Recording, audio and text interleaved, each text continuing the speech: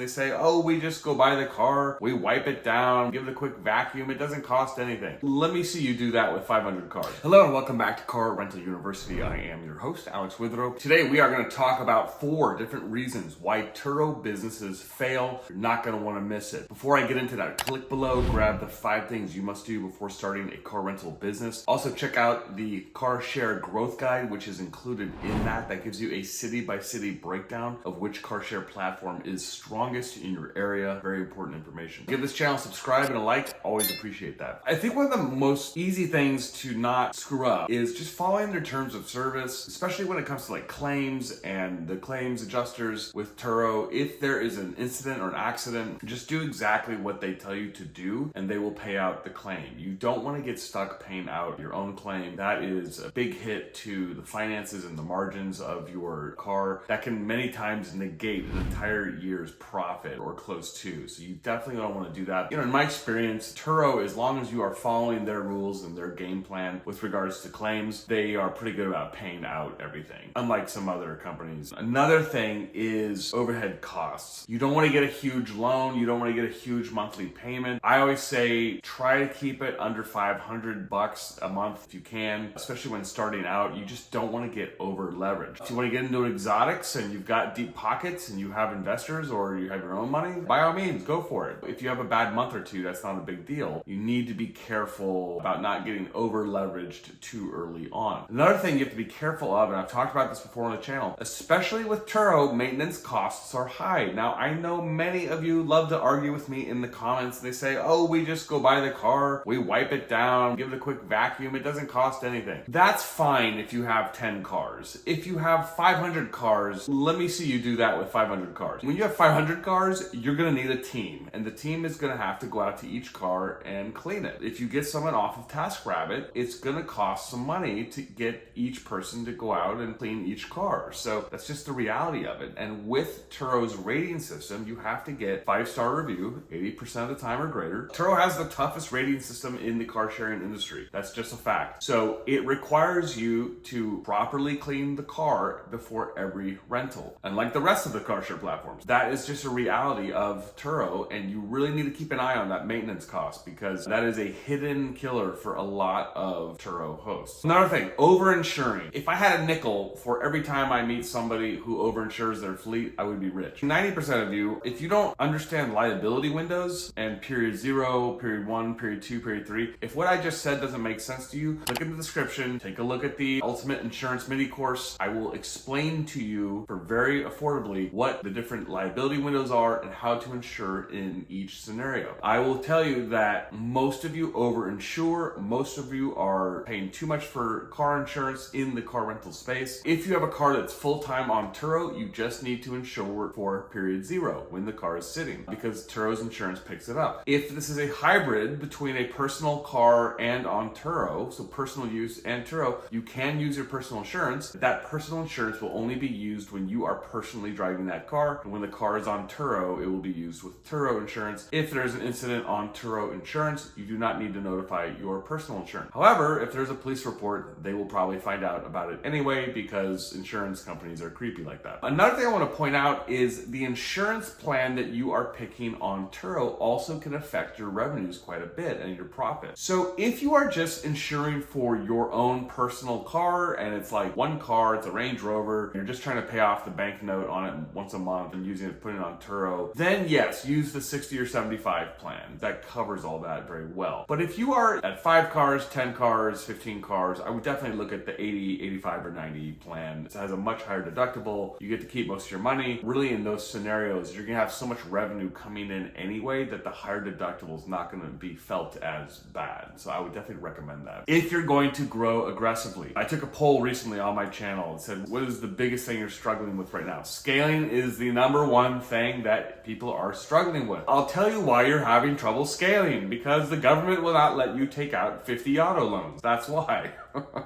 You're gonna need investors. If you wanna get past 30 to 40 cars or more, you're gonna need investors. Yes, can you put this together slowly? Yes, you can. But I know companies, I've talked to companies that have 200, 300 cars in the peer-to-peer car sharing space. And guess what? They have investors. That's just the reality of the game. That's how it goes. So if you're gonna grow, you really have to have some form of private money behind you, or if you are already independently wealthy, that helps too, as with everything. That is what I would say to you guys. There are nuances to this business. The biggest problem I see these days is people taking out large auto loans and putting it on Turo, and they're just not really making much money. In this business, you really have to keep everything tight and lean when it comes to expenses, because the margins, they're decent, but they're not super huge at this point. And obviously, as more people get into this industry, things are more compressing even more and more, and we're experiencing more and more saturation. That is just the reality of the industry. The word is out on this business and people are checking it out. Drop your comments. I know you'll have a lot to say about this. Before I go, click below, grab the 5 things you must do before starting a car rental business. I will catch you in the next episode. Thank you.